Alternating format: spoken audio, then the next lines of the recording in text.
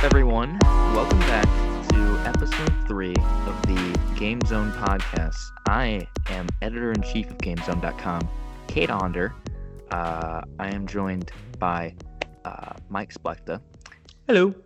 And we will also be joined later in this podcast by the voice of Spider-Man, Yuri Lowenthal. It's true. He speaks the truth. He gave us a great conversation. It's about 30 minutes or so, and we got a lot out of him. Some scoops. Yeah, a little bit of a scoopy scoop. Yeah, for sure. Something I don't think anyone knew, at least. Yeah. So I think that'll be exciting. So stay tuned for that. It'll be coming at the end of the podcast. But for now, we've got some news to dive into. Yeah, Mike? let us do our little news roundup.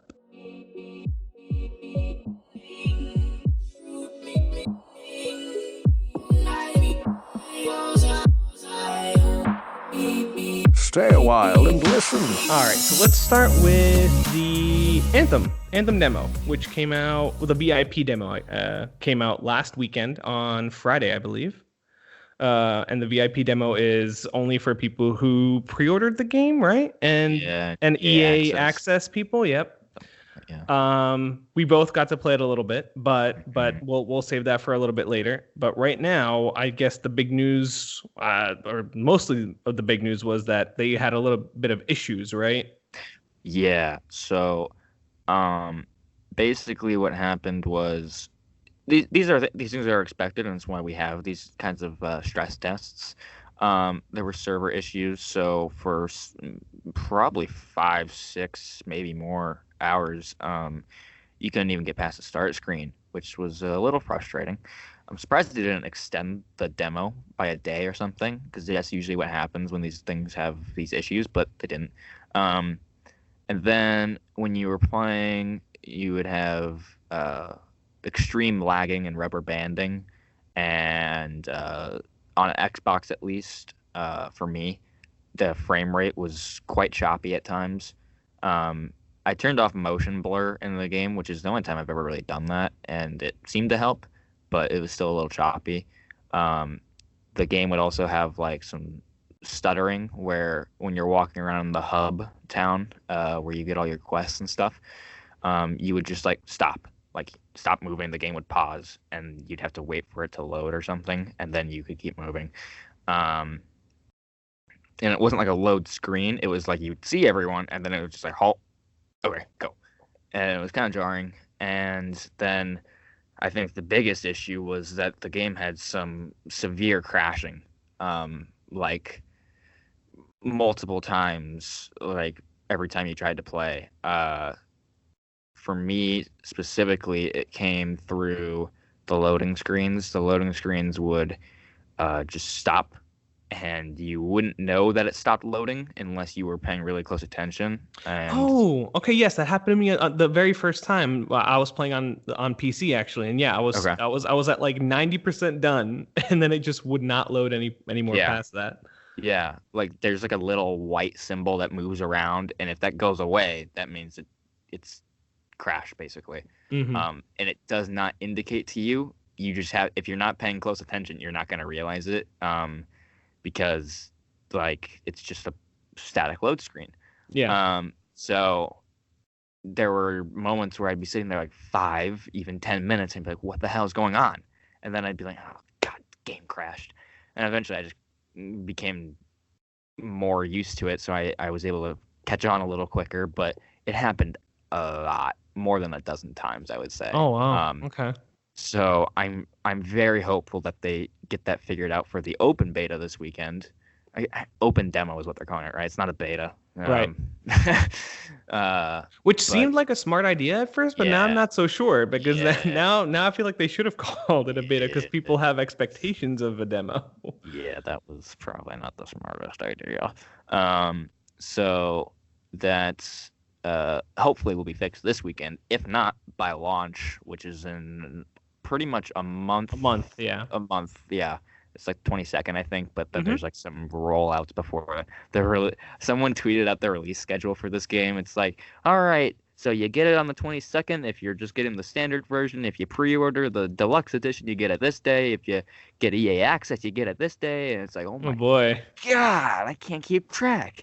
So, I imagine we'll get it whenever the earliest possible time is. I imagine we'll probably get a copy, hopefully, and we'll be able to give more in-depth impressions on the final game.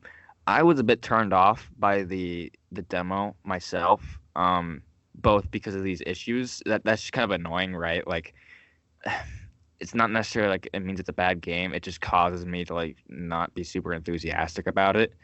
But also the game isn't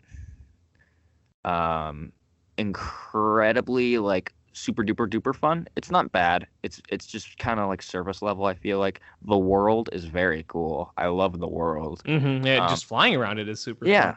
yeah. It's beautiful. The lore is really interesting. I'm curious to see where that goes. I find it a lot more interesting than Destiny because I feel like Destiny's like characters and stuff. They're very monotone and they talk like this. And Guardian, we need to do this. And I'm like, oh my God, I couldn't be more bored. Well, except for the one great character that they eventually killed off, right? Was that Cade 6 Yeah. or whatever? Yeah, Cade 6. That's ironic considering I'm also very lovable and charming. So yeah, so that character's gone and Destiny. So now it's all the same people. It's going Guardian, do this. Guardian, stand here. I'm like, God, I'm not playing this game. But Anthem has, from at least the characters I saw, a lot more charismatic cast and more interesting stuff going on, I feel like. So they got that going for them. Like I said, the world is interesting. There's lots of creatures that I thought were really cool. There's like these little, almost like pterodactyl things that shoot like fire at you, and other little These weird scorpion creatures too. yeah, Yeah, really those are weird cool. stuff. But I like it, and I'm not huge on the actual enemies themselves. They just feel like kind of a bit generic. But maybe that's something that gets fleshed out more in the actual game when you get to know more about them. But right now, that I'm just kind of like, I don't really get what these guys are. So there's potential, and I felt like a lot of the enemies were extreme bullet sponges at times. Like some of them, like the cannon fodder enemies, like you just blaze through them, right? But then there's some enemies that just feel like they have a shield, and you're just unloading on them for ages, and you're just like, die already. Mm-hmm. And then there's some bosses that are like that took like way too long to kill, to the point where it's like, this isn't even fun anymore. Like, I know some people like that kind of stuff because in like Destiny and stuff, it's frantic, it's chaotic, it's challenging at times. But in Anthem, I was just like flying, and then I would hover above an enemy, shoot some rockets, shoot like a weak point, and it would go on for like 15 minutes. Well, it's also hard to judge, the overall game from what they released during the beta-sized demo. Like maybe the full game might have tweaks to how Hopefully. fast or slow enemies go down, and maybe it'll introduce more gameplay elements that you haven't done yet. I would assume that might be more fun. So I mean, I definitely get what you're saying. From a shooter perspective, one that's probably going to be like a games as a service type of deal, like Destiny is, and like the share world shooter is what they're calling it, right? Or that's what started with Destiny. Yeah, that usually does have the problem with bullet spongy enemies, but I think when it comes to games like Destiny and Anthem, where it's on an alien world and you're shooting aliens, it makes a little bit more sense than in a game like The Division, where you're shooting like humans and they don't go down for like 5 minutes after you've been peppering them with bullets. Definitely. So I think I'm willing to overlook that a little bit in games like this. But again, we'll see. Ultimately, it's gonna. I'm more so interested in the longevity of this game. Like, does it have legs? Will people be playing this like a month later, 2 months later? Is it a game that's going to sustain itself, a year from now? So that's the hard question that I want answered. But obviously, that answer won't come anytime soon. Probably not. Yeah, it's going to be an interesting game to watch. Because like I said, I think there is extreme potential for it. It is very pretty though. My God, it Yeah, is it's a gorgeous. really Like good-looking at least game. like when I played it on the PC, so I actually played it on 60 frames per second, which, Oh, okay, dear you're Lord, you're it's a big guy. beautiful. So I'm gonna miss that when I'm playing that on the PS4, by the way. But other than that, like I have something. I have like a weird obsession with like alien worlds. Like even if the game's not great, like if it has an amazing world to explore, I'm kind of like willing to overlook that because for example, Xenoblade Chronicles X that came out on the Wii U. I don't know if you ever Hmm. played it. No, I don't have a Um, Wii. okay, so Me that and was everyone like else. it was like apparently it was it was like a sci-fi like MMO-ish kind of game, but it was all single player.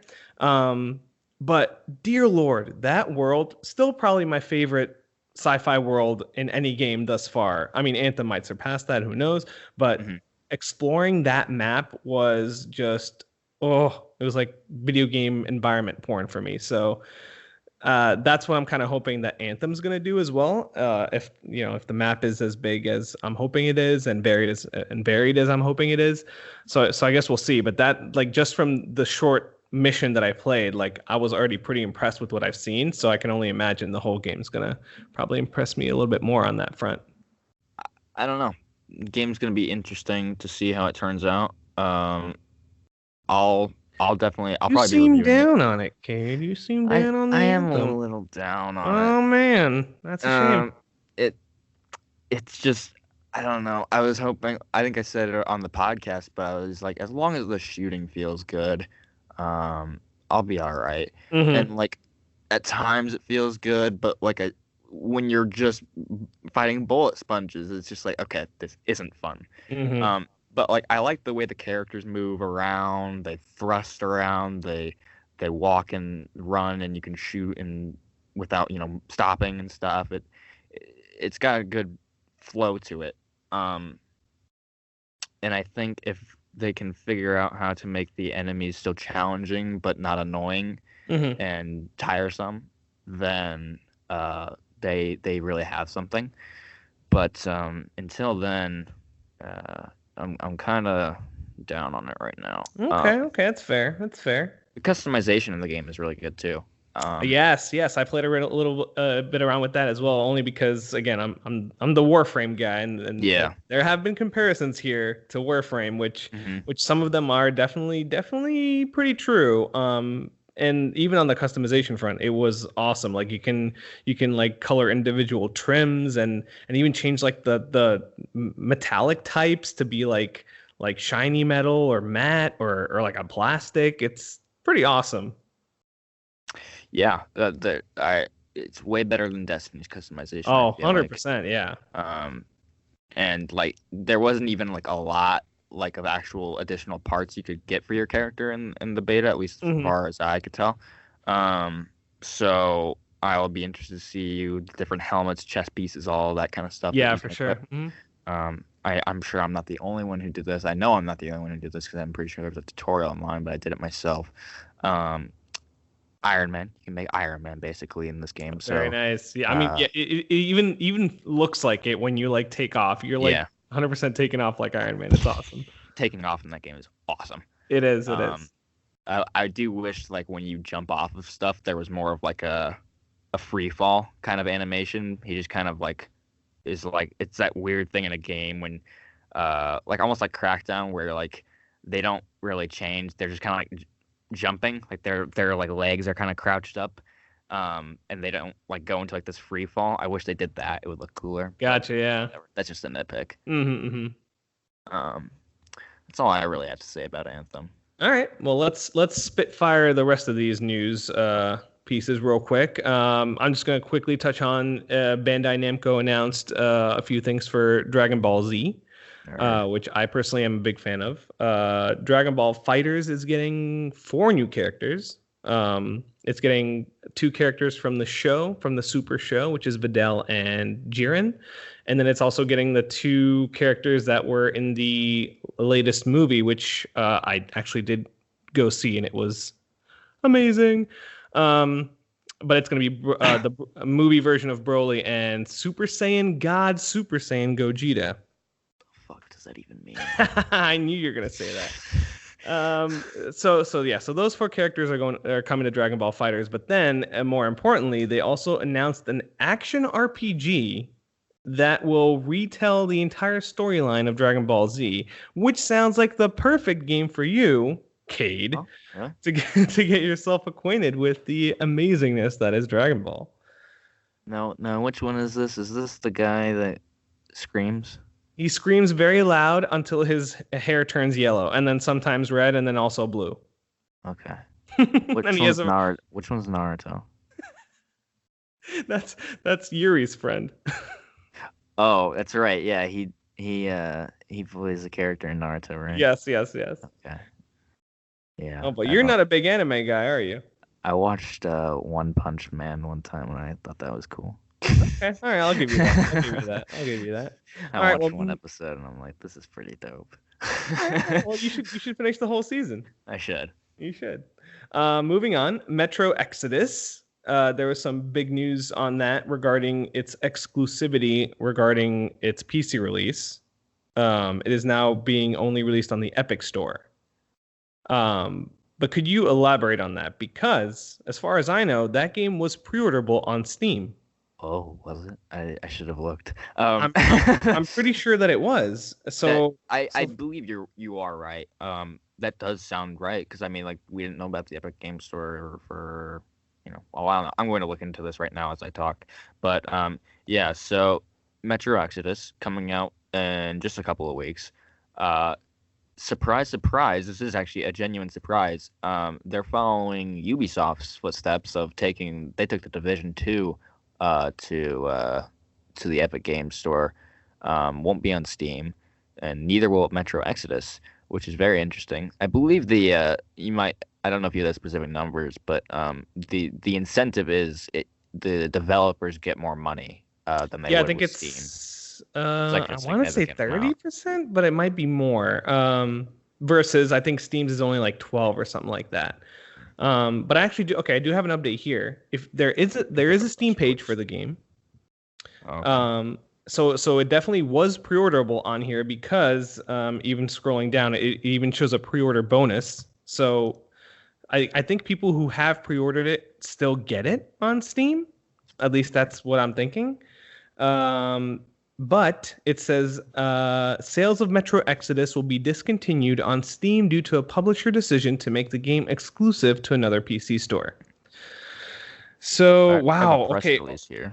Oh, also, okay, hang on. It continues and it's salty.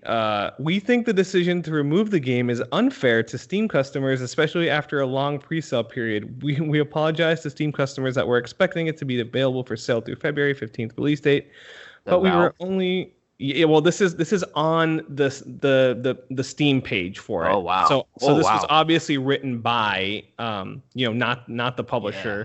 This was obviously written by Valve or Steam. So sure.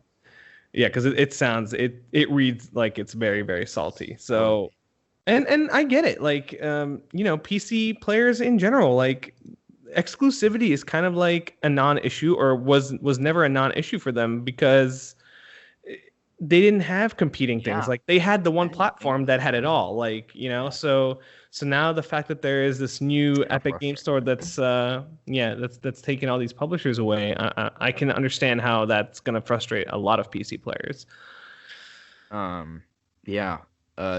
Tim Sweeney, he's the CEO of Epic.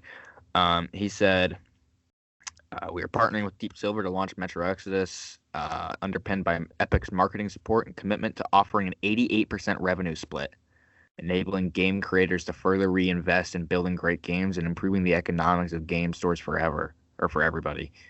And CEO of Deep Silver says some stuff. Epic's generous revenue terms are a game changer that will allow publishers to invest more into content creation or pass on savings to the players.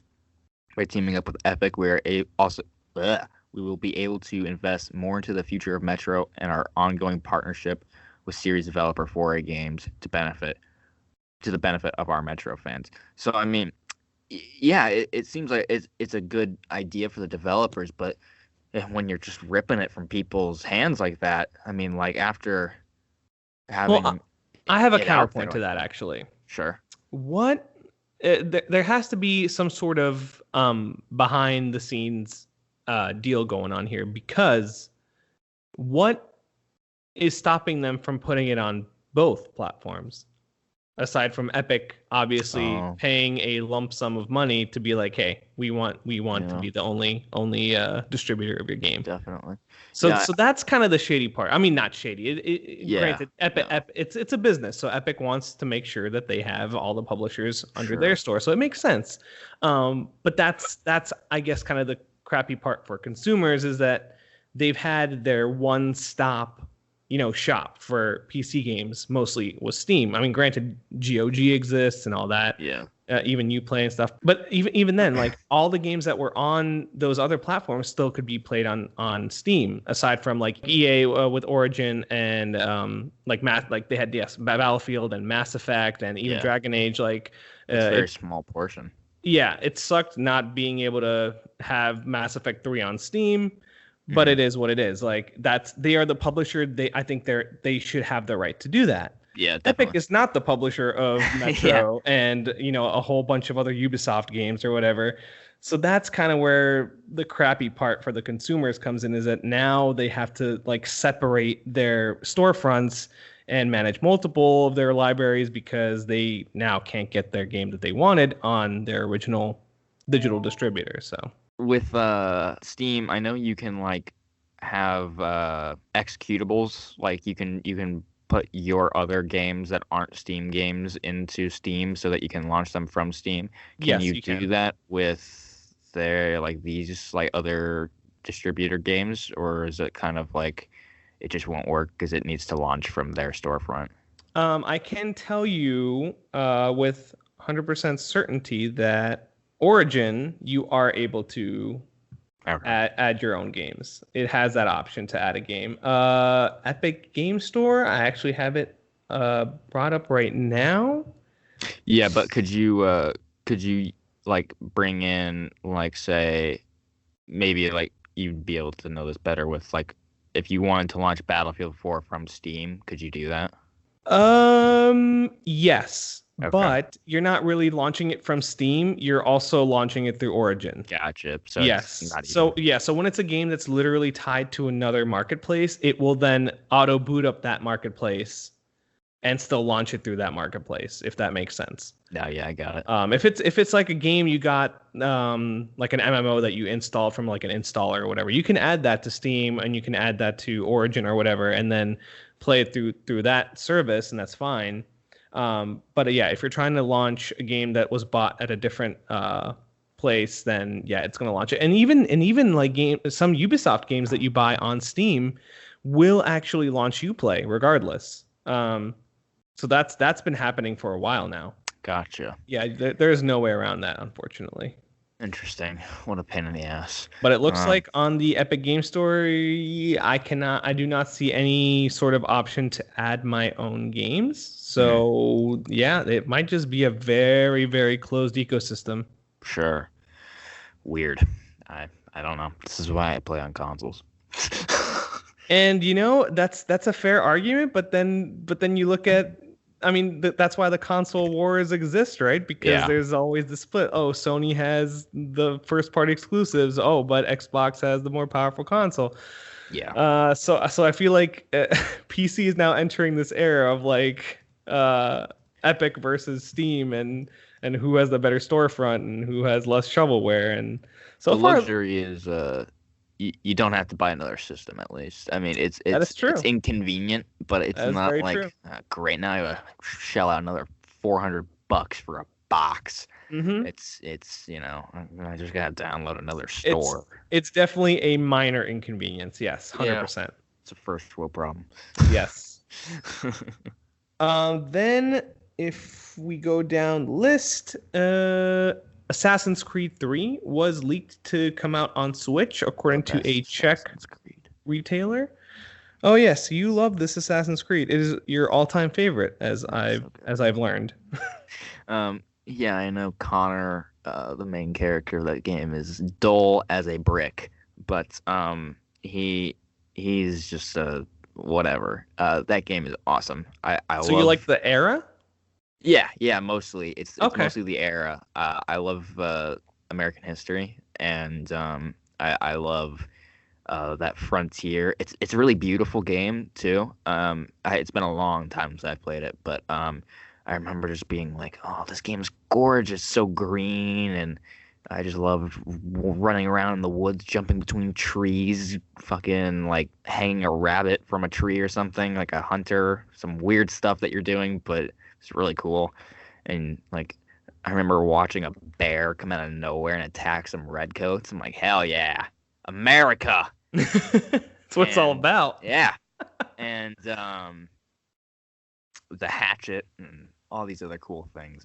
And that was the game that introduced naval combat, which I don't love. I liked it more in 3 than I did in the other stuff. I just think Assassin's Creed 4 is a pirate game and not an Assassin's Creed game. Um, but Assassin's Creed 3 is awesome, and I will happily play it on Nintendo Switch. If this is Yeah, true. yeah. And I'm it looks I'm like very it is very curious. true. They have a box art for it, Oh and it wow, doesn't yeah. look like a up. So I imagine whenever there's another Nintendo Direct, they're going to announce this. And from what I know, I mean that game came out. Oh man, I 2012. forgot. 2012. I mean that was on last gen consoles. There's literally no reason the Switch wouldn't be able to handle a game like Yeah. that. And it looks So like it'll come with inspiration to the PlayStation Vita game that eventually came yes, to 360 and PS3. I think it might have even came to PS4 and Xbox PS4. One. I think people who bought the Assassin's Creed Odyssey, I think it was a season pass, got the Assassin's Creed remaster of 3 and Liberation. Yeah. So technically, those games exist on current gen consoles, but are they locked to that, or can you purchase them? I actually didn't I'm check. pretty sure that they are locked to the season pass. I would Interesting. have bought Assassin's Creed 3 if Ah, yes. I There you go. I don't know how much the season pass is. I imagine it's like $30, but I didn't really care too much for Odyssey, so I didn't want to buy the Okay. All right. season. And last but not least is the news of a potential new script for a potential Spider-Man sequel, which may or may not be true. But I mean, you know more about this than I do, so why don't you? Yeah. So the creative director on Spider-Man, Brian Intihar, I think is how you say it. He tweeted out over the weekend that he has turned in or is about to turn in the first story draft for whatever new game they're working on. Obviously, this Spider-Man is not the only game that Insomniac has under their belt. They have a bunch of indies. They have Sunset Overdrive, Resistance, Ratchet and Clank, Fuse. Remember Fuse? I'd rather not. Yeah. That was definitely not one of my favorite Insomniac games at all. I'm sorry to bring that game back up, but yeah, there was also Fuse. So they may be developing a Fuse sequel. But the chances are this is likely a Spider-Man sequel because it seems like most of those other IPs are closed books or there's a big question mark surrounding their futures. But Spider-Man obviously sold incredibly well. I think you have something that says it Yeah, sold 3.3 copies first 3.3 weekend. million in the first 3 days, actually. Yeah. That's crazy. And I think I saw today that they're up to 12 million copies sold as of right now. So big hit. I remember what I don't know. I think it was within a year or so of Uncharted 4's release, they had like 8 million copies sold. And Wow. so Spider-Man has. I mean, it nearly has doubled that. universal appeal to like. Yeah, definitely. It's not. So It's not it a makes sequel. sense. Yeah. It's standalone and it's Spider-Man and it has the Marvel logo attached to it. So I mean, it's just easy to get people interested, right? Mhm. And it obviously has critical acclaim, and so I think the likelihood of this being a Spider-Man script is very, very high. But who knows what that really means though for how long this game could take to release.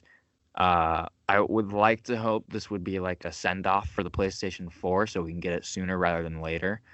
That's just wishful thinking though. Yeah, I don't know if It I could don't be know a how launch realistic title that for is. PS5 or Yeah. something. Or like first year. So we'll just have to cross our fingers. I think it'll be a while before we actually hear anything official, but I definitely think this is probably Yeah. Spider-Man. And just for a little bit of context, the actual tweet that we're referencing from Brian Intar is he wrote, "Few things are more nerve-wracking than sharing your first story draft to others." So, Mhm. I mean, fingers crossed, man. I'm really really hoping that means we're. I mean, we probably know we're getting a Spider-Man sequel, but if this is indeed the like first story draft for it, then man, that just means that work is probably starting soonish. Very soon, I'd So say within the next year, probably. yeah, Also, I saw that Insomniac is taking internships this summer, for people who are getting like university degrees in like writing and game development. And one of the internships is focused on writing. And they say if your internship is successful by the end of the like summer, you'll get an AAA game writing credit on your resume. So, whoa, uh, AAA meaning this is probably whatever they're doing. It's a AAA game, not an indie game, unless they're right, just being, right. I don't know. Those terms always get thrown around pretty loosely. But could mean maybe you're going to go write some stuff for Spider-Man. Probably nothing big, but Yeah, maybe you're writing like some side jokes or quest something, or side side quests. quest Yeah, maybe. Yeah, I mean, so yeah. does the listing also say you have to be a big Spider-Man fan to apply? No, it doesn't. That would be a pretty dead giveaway, though, right? We are looking for people who like arachnids, um, and For no men. apparent reason. Yeah.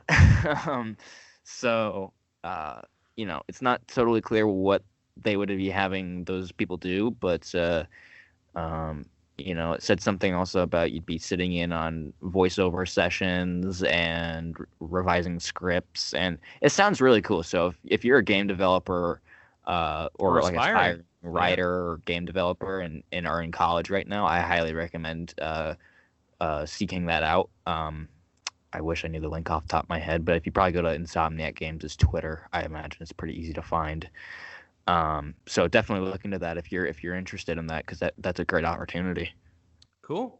And that story is actually a perfect segue into our next segment, which is Yes. our interview with Yuri Lowenthal, the voice of Spider-Man from the Spider-Man PS4 game. Yeah. So we got to sit down and talk to Yuri Lowenthal for about 30 minutes or so, about all sorts of things. We got a couple scoops, about some things I didn't know. Yeah, And definitely interesting stuff. and his performance and motion capture, chemistry with other actors, stuff like that. Great interview. I'm very happy he sat down and talked to us. We've been trying to get this logistically worked out for a while now, and I'm happy it all panned out because Hmm. he gave us a great interview. He's Great very interview. And nice. yes, super nice guy. Super So cool. we hope you enjoy. And thank you to Yuri Lowenthal and Sony for helping us coordinate this. Definitely, definitely. And we will see you guys next week. Bye. What is happening to our city, Yuri? I don't know. Feels like the end of the world. Maybe it is. Peter Parker, how the hell are you? The city is in danger. It needs our help. All of our help. All right, well, call the play, coach.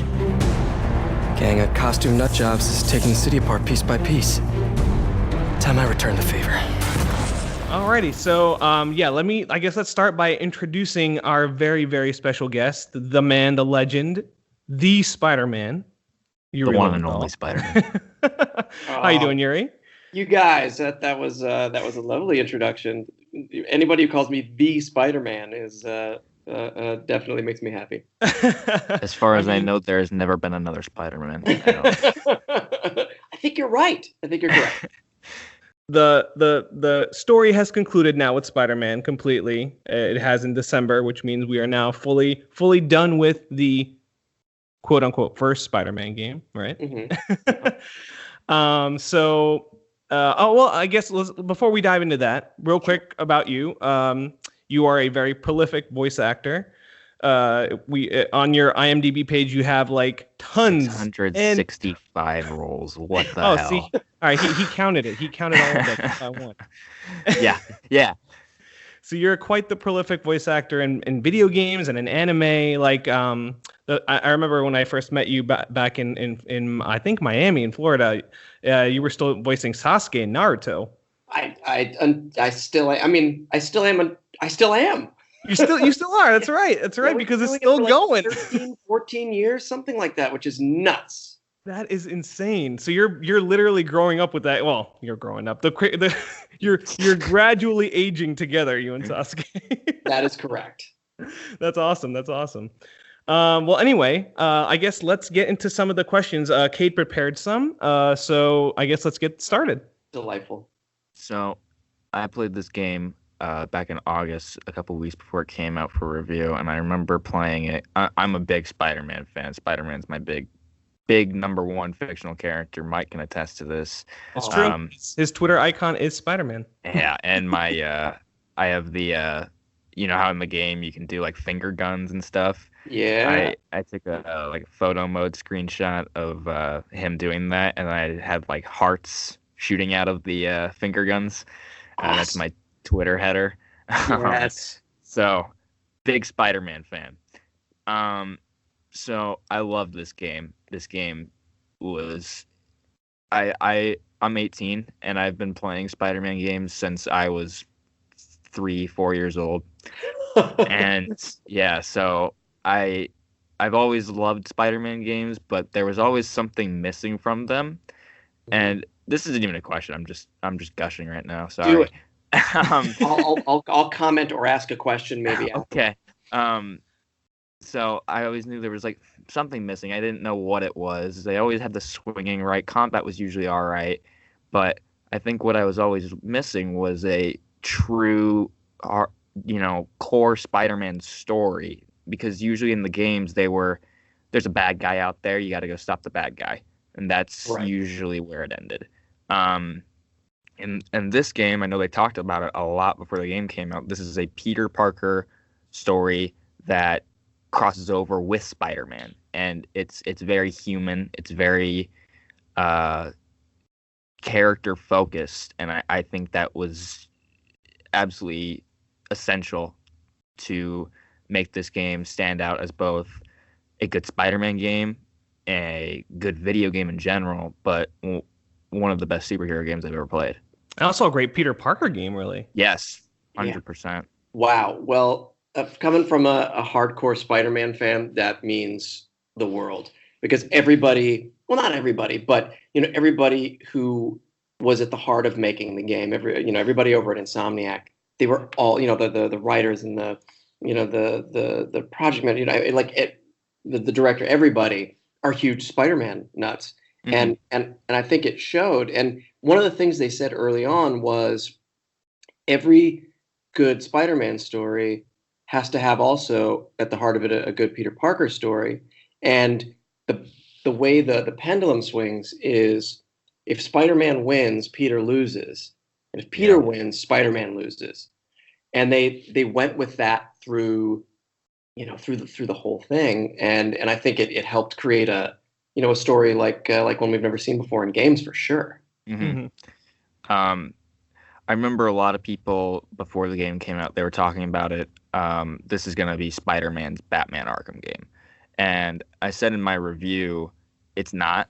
I thought I love the Arkham games, but I feel like a lot of times they played the greatest hits of Batman. Like Arkham Knight was doing a little bit of the Red Hood story, and Arkham Asylum was an adaptation of the Arkham Asylum comic book, not 1-to-1, but it's very similar. Sure. But I thought Marvel Spider-Man was 100% wholly unique, took risks with all the characters, and I won't go into it right now, but it ends in a way that's like, we're gonna do different things. This isn't your Spider-Man. This is our Spider-Man. And you can come with us if you want.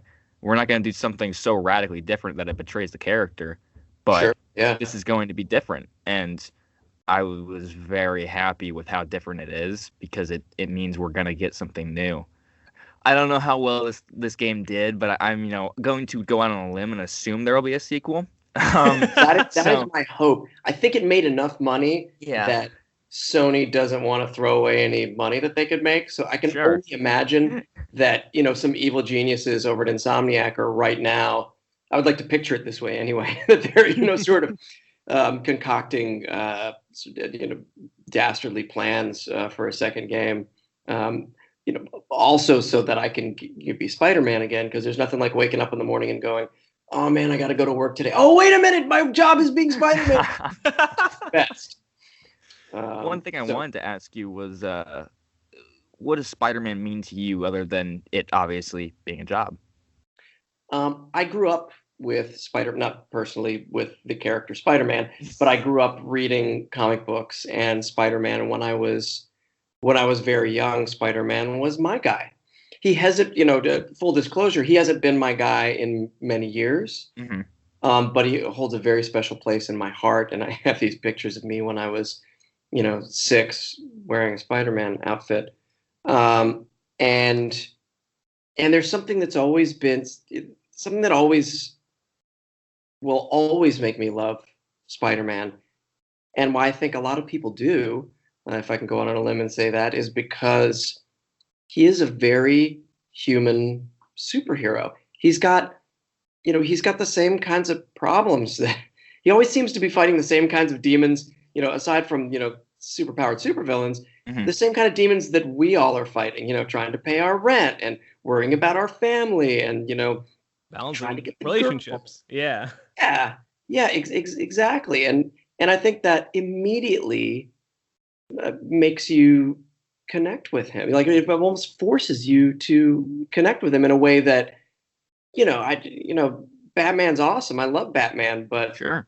I don't know what it's like to have all the money in the world and to to do whatever I become a vigilante and exactly just do whatever I want with it. I bought the newspaper. I don't know what that's like. Yeah. But with Spider-Man, there's always something there to grab onto, and I love it. And I recently became a dad, and congratulations! All the stupidest jokes all the time, and I think they're hilarious. And that's Spider-Man, really. So, Spider-Man is a dad joke aficionado. He really is. Was there anything you learned on this game as an actor that you think could come in handy both with other roles, or more specifically, maybe even if you got to play Spider-Man again? It was definitely, well, I learned something that I sort of already knew, which was if they give you really good writing, it's much easier to do your job as an actor. Yeah, makes sense. Gave me really good writing for this, so it was much easier to do my job as an actor. I also, it pushed me to some places I'd never touched before, or never been able to access as deeply as I did on this game. And I'm hoping that will, that I'll still be able to do that in the future. Mm-hmm. And I learned, more about, like I said, I hadn't been as connected with recent Spider-Man stories. And this sort of brought me back to the fold a little bit of that. I learned a lot about the lore that I had, that had just in recent years of not reading the comics. Stuff that I missed. A lot of things had to be explained to me, like who Ben Reilly was. Like I didn't, I just didn't know. So yeah, I'm hoping that going forward we can only continue to deepen the character. I can only imagine the writing will, if they do a subsequent game, that it'll be as good as, if not better than the first time around. Although it's a hard act to follow, man. I'll be honest. Oh yeah. If I were the writers, I'd be a little scared. Like, is that lightning in a bottle? Will he ever be good again? Yeah, I was thinking last year we had God of War and Spider-Man came out, and they both, they set up future entries, and I'm like, I don't know how either of these games are gonna top what they did. Yeah.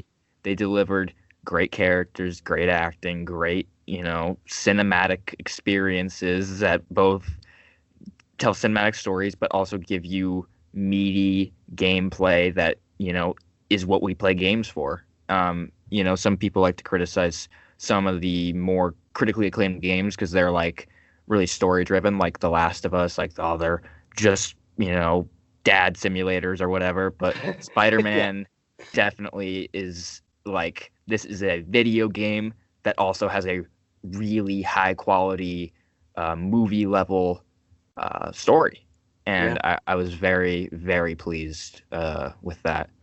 Awesome. Let me actually ask you a quick question regarding your recording sessions, because there was one thing that I didn't actually realize until someone pointed it out on Twitter, but you basically had to record almost every line twice, right? Because once when you're just walking around the streets, and the other one is when you're swinging.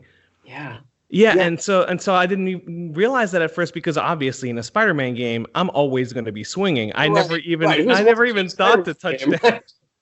And then all of a sudden someone points it out, so I'm like, all right, let me try this myself. And lo and behold, you literally switch your tone as soon as I start walking on the ground. It's almost magical. Like, so how did those recording sessions go? Like, did you like have to do anything special to prepare yourself to make it sound like you're winded, or how did that work? Yeah, we would do, and that wasn't something they came up with from the start. That was something they really? It was an idea that they had after we had already started recording, and we had to go back and then record the ones that we hadn't gotten.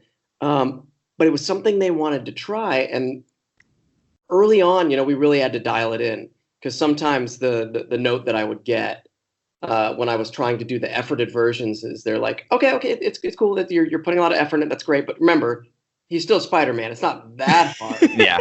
You're sounding a little constipated right now, and we don't want that. I was like, no, we definitely do not want that. But it was what I would do is I would do a take, they would call it a perched take for, just in case he was sort of hanging out, talking, perched on the side of a building, and then a swinging take. And we would do them back to back so that we could immediately compare if one sounded, more efforted than the other one.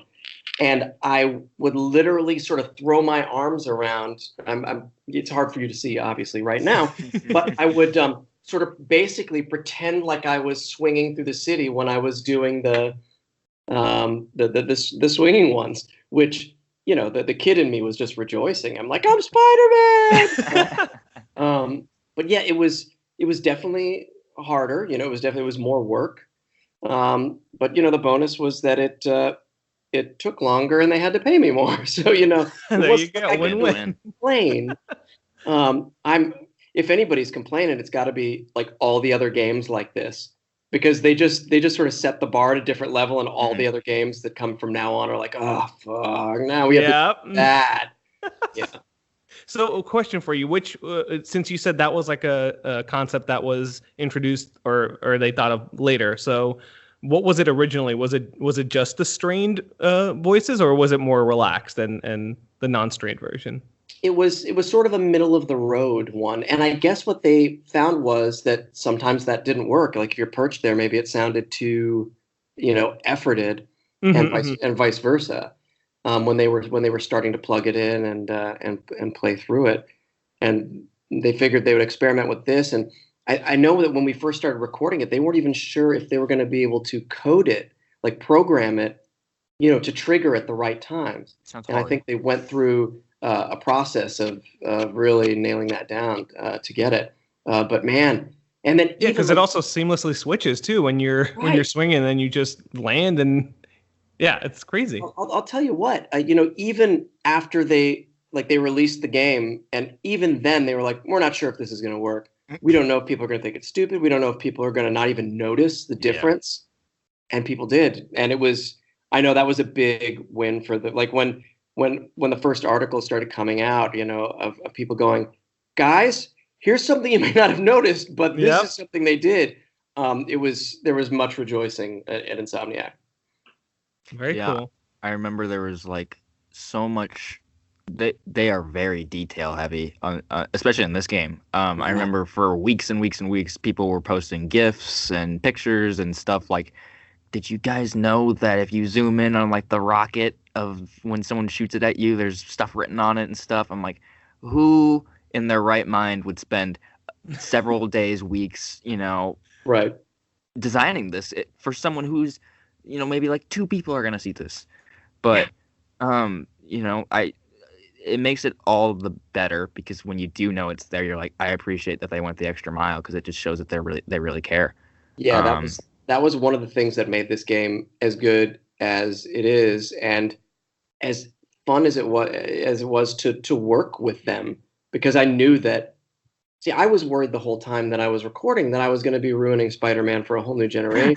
Oh no! Anything like just because I was so nervous about it. Because Sorry to break it to you. Spider-Man, for God's sake, and I just didn't want to mess it up because I love comics and I love this character, and the only thing that allowed me to hold it together was like, oh no, all these guys have my back. No, everybody loves Spider-Man here, and they want this game to be the best ever, which is why I'll make the comment about my 3 chest hairs, and then some designer, without even goes in and puts 3 chest hairs that you can see when his suit's so good, yeah. so good. Yeah. So you said that this was kind of like when you were flinging your arms around and stuff, it was kind of like childlike. Did you do mocap? I know you weren't the face. They had another guy do that. Did you do any like motion capture? Yeah, I did. I did all the motion capture, all the performance capture for it. So I am sort of the face in that the performance is mine. They modeled the face, the look of it, off a different guy. Gotcha. Because I'm too old to play even 23-year-old Spider-Man. But all the cinematics, all that performance we did on a stage with all the actors there at the same time, and I mean, I had great. And anytime you see Spider-Man doing something really cool, though, that was either Ross or Seth, my 2 main stunt doubles, who were like super gymnastic parkour guys. So yeah, anytime it was like super Spider-Man-y and flipping around and jumping around and leaping and fighting, that was like Ross or Seth. But any other time you saw me in a cinematic, it was. Or anytime you saw, Peter or Spider-Man in cinematic, it was generally me. So, and even sometimes when it was a stunt guy, we would be basically, it was like a tango. It was like a dance performance. He would be doing the body movement, and I would have the camera on my face and be doing the vocal, and we'd be moving in time, like we'd rehearse it. And then he would do the stuff as I was talking, and so it was a whole other kind of performance for me sometimes. That's amazing. Yeah, it was super fun, and it was like getting to be on stage again, or do it was closer to the on camera stuff that I do in many ways, and only they could change the environment as we went. It was super cool, and and I think having actors, a lot of times. For games, all the actors most of the time, honestly, all the actors will record their performances separately. And it's up to the actor being good at imagining and the director being good at giving them context to make it all sound like they're talking to each other. But for the cinematic stuff, we were all on the stage together at the same time. That's why you get, the Peter and the Otto relationship, I don't think would have been that strong if I hadn't been opposite Bill Salyers and he was pulling that performance out of me with his genius. Oh, very cool. Yeah. You kind of just touched on it, but I was gonna ask, what do you think like the secret sauce is for finding that kind of chemistry with another actor? I was thinking of Mary Jane when I was coming up with this question because, over like the years, the many incarnations of the character, we've had Kirsten Dunst and Tobey Maguire, Andrew Garfield, Emma Stone, and like they have different levels of chemistry. Some work, some don't. But you guys, I feel like I was like, I remember playing the game. I'm like, guys, just kiss already. I felt like I was watching like, this isn't an insult, but I felt like I was some sort of teenager watching a CW show where I just want like 2 characters to get together, Yeah. And right. So I was like, oh man. And then they finally kiss at the end, and I was very happy. You're welcome. Yeah, thank you. Try putting that in a mocap suit with a helmet camera sticking off the front of it. I was just about to ask you that. Did you guys actually kiss, or was that like restrictive? We did it two different ways. We did it once with the helmets on, where we were just sort of where we kissed alongside each other.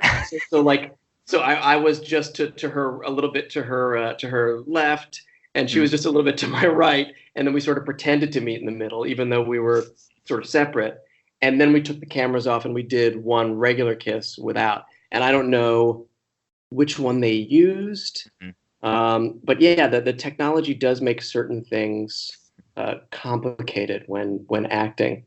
But I think, again, part of it is part of the chemistry came from good writing.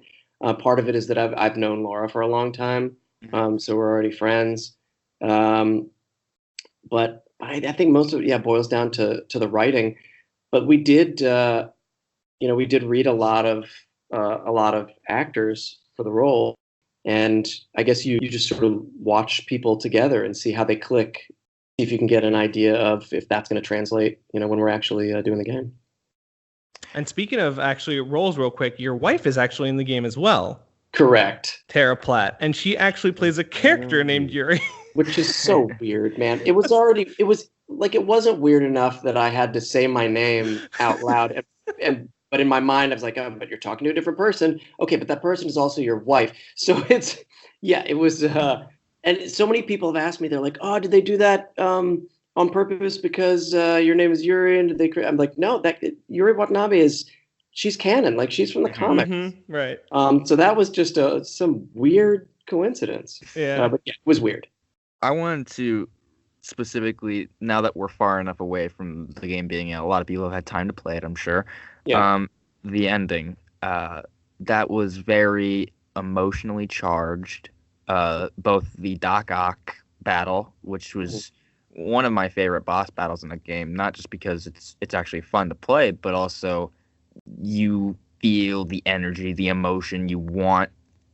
You feel something inside of you when you play it. Right. Like an intensity. And then, of course, Aunt May's death, which destroyed me. You're welcome again. Yeah. I don't know. Yeah, my throat swelled up. I remember I was playing it and I had to leave to go somewhere right when I was going to be done with it. And so I'm playing it and I'm like, oh, and then my dad comes in and he's like, are you ready to go? And he's like, what's wrong with you? I'm like, Aunt May just died. So it was rough, but what was that like for you? I gotta imagine that channeling that kind of emotional energy isn't easy. No, it's very raw.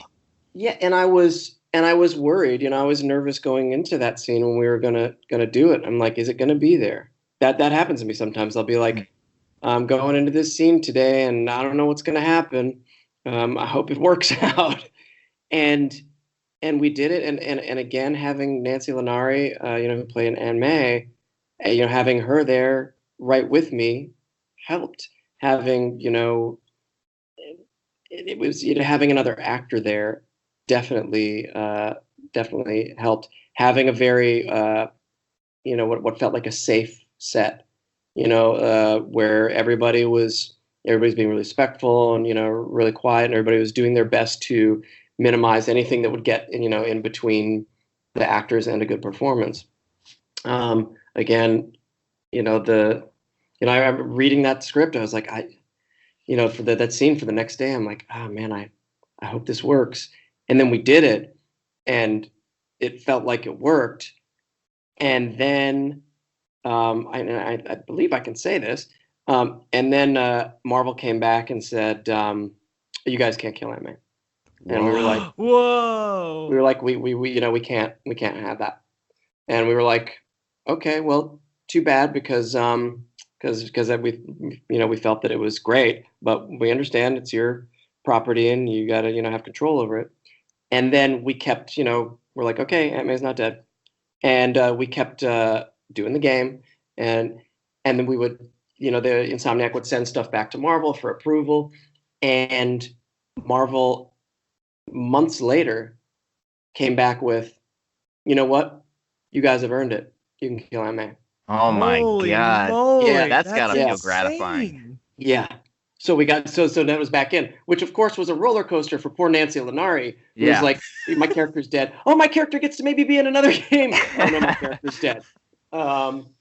So I mean, I guess that she could always live in flashbacks or Sure. Obi-Wan Kenobi Right. style scenes, but yeah. So it was, God, yeah, it was hugely gratifying because we had done that, we thought it worked, and Marvel was like, we can't let you kill Aunt May, and we're like, yeah, you're right, okay, but too bad. I mean, it felt so good, and then they came back, they're like, you guys earned it. So yeah, no, it was hugely gratifying, and yeah, they screened for us all the cinematics sort of strung together right before the game came out in like a sort of like a little movie theater setting, and I hadn't seen that scene yet, Mhm. and it made me all weepy and choked Man. up. Yeah, so I get it. I'm proud in a weird way, because we as dudes in particular, I was certainly brought up in a time when it's boys don't cry and don't cry you pussy and all that. Of course. Sure. And the number of people, and I have come to believe in my ripe old age that that vulnerability among for men is hugely important. Oh, absolutely. And I think one of my proudest moments, strangely, of this game is the number of people who have reached out to me and said that ending destroyed me. I was in tears, and not just to me confiding in me, but on Twitter, a place where they could openly be ridiculed for that. Definitely. And I love that people have reached out to say this game really made me feel something, it really affected me. I think that's probably one of my proudest moments in my career. Wow. Yeah, it was very powerful, so it makes sense. Yeah, Spider-Man has always been a very vulnerable person. I think that's part of his relatability, that he does struggle the same things as us, and you already said that, but he isn't, he's physically strong, but emotionally he has the same shortcomings as us. He can be sad, he can be aggressive, in like a he can lash out, he can be human, and I think that's very vital.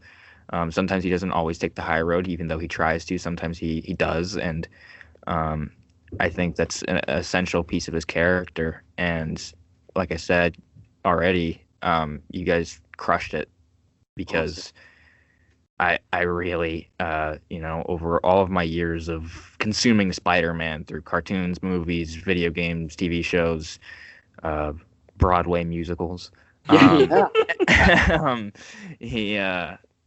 think that's also part of the luxury of having a game. You can be as long as you want. You don't have to be restricted to 2.5 hours. You can really flesh out a character. Mm-hmm. But yeah, I think you guys really, really nailed that. Awesome. Well, thank you again. Yeah. How long do we have you for? Do you have to go soon? I just a couple more minutes. Yeah, till 8, or where you guys are on the East Coast, right? Yeah, till yeah. Okay. So about 5 more minutes. Yeah. All right. I'll get one or two more questions in here then. From some people on Twitter here. At So Help Me Kanye asks, who would you like to see Spidey face off against in like a sequel? Oh man, like very much like Batman, Spider-Man has like one of the greatest rogues galleries in comics. So there's still, we had a lot of sort of the main baddies in this last one, but there's still so many more. And they're like sort of they're weird ones too. Like I guess we may get to see Mysterio in this new movie. Clearly he's exciting in the movie, but I have yet to sort of understand what take they're doing on it. Obviously, it's early yet. Craven, was always a big one. Like the weird ones like Spot. And I love Spot. Spot is basically, it would be like getting to play like Spider-Man but in Portal at the same time. That's so good. I was so hoping we might see him in this game, but Right? make a personal request for him in the sequel, please. I will absolutely do that. And like Tarantula, was I remember yeah. was a big one when I was a kid, when I was reading the comics first, when I was a really young kid. I always wanted to like kick people with, spiked boots. It was like I wish I had pointy tipped shoes that could. There are so many. Yeah, I mean, there's a deep well. Let's just say. Definitely. A lot of people I've heard ask this both to me, just like when we're talking about the game, but is there anyone you took inspiration from, or like any incarnation of Spider-Man you took inspiration from, or were you kind of dead set on like, I got to make this my own? I didn't intentionally do it. I think it would be impossible for me to say I wasn't influenced by any other Spider-Man, because I've consumed so many different Spider-Men, which makes me sound like Galactus. But Insomniac wanted to do their Spider-Man, their own Spider-Man, and they gave me license to make it my own. So while it is inevitable that I stole without thinking of it from all the Spider-Men I've seen before, or heard before, it was they let me do me, which was really nice. That is awesome. Yeah. All right. I'll ask you one last very, very quick question. Mm-hmm. Actually, there are two, but they're both related. They're pizza-related questions, because Spider-Man is a big pizza fanatic. Mm-hmm. One is, does pineapple go on pizza? And the other is, please ask him what time pizza time is. It is always pizza time, and pineapple does go on pizza. Yes. Spider-Man. I know a lot of people would fight me on that, but I'd fight you on it. Oh man, confirmed. Yes, one of us. Spider-Man likes pineapple on pizza. That is or breaking news. Or at least Yuri does. Yuri does. All right. We don't want to break the canon at Marvel. We gotta send this over to approval for them. Right. They had some good pizza-related lines. I'm not gonna lie. What was it? The upside downies. No more pepperoni before upside downies. Yeah. And his conversation that he's having with the pizza on the roof. I think in the DLC. Mm-hmm. I think it was in the DLC. I love you, but I must destroy you. Yeah. Yeah. The humor in the game is fantastic. All right, I guess we got to let you go, Good Yuri. writing. I'll tell you, good writing. Yeah, but good writing gets you things like Spider Cop. Yeah. Oh my God, yes. Yeah, definitely. Yeah. I hope we get to see him again in the sequel. I'm sure we will. I hope we get a whole Spider Cop game. That would be great. That'd be great. It's the whole Spider Cop side mission. Just whole side story revolving around Spider Cop. Yeah. Just one chapter of like bonus DLC. It's just Spider Cop. Oh my God, that's the dream. I would love to see you come into the Spider-Verse, like a sequel. I'm sure they're gonna do it Into the Spider-Verse sequel. Oh my God, yeah. Maybe you've seen that, yeah? Yeah. Oh, Spider-Verse was probably my favorite movie of the year. Yeah, I would agree. And I love that they gave a nod to the advanced suit, to our Spider-Man. Yes, so yes. Cool. It had a little cameo in there. Was there ever talks of actually like getting your voice in that movie, or they didn't even tell us they were doing the suit thing. We found out. Everybody found that out. Oh, interesting. And it was like a little nod. It was like, probably it was probably their way of saying, hey guys, while we've been making this movie, we've also been following the game and playing the game, and well done. I would love to believe that means a job for me. Hell yeah! Despite the upcoming sequel to Spider-Verse, but Hollywood doesn't necessarily work that way. But I'd love to see it happen. I mean, if anything, you are part of that canon now. Yeah. Right? And Christos Gage is the Spider-Geddon comics canonized both our Spider-Man and Spider Cop. Oh my God! Wow. Yeah. Yeah. So hopefully, if they do another sequel, or maybe a spin-off movie just for Spider Cop, I'm just saying. Stop it. I'm just saying. I'm putting it out there. Hollywood can steal it. I don't care. I don't need royalties. You just want to see it happen. I just want to see it happen.